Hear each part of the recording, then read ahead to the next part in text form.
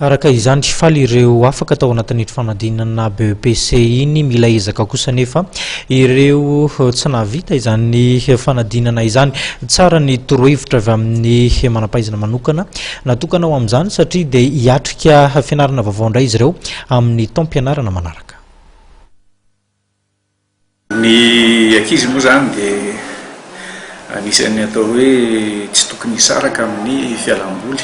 Zon'ny ankizy miala voly aloha izy hanao vakansy aloha, fa maromaro le ezaka natao tamin'ny faraparan'izay dia aleo izy aloha mba akaina kely.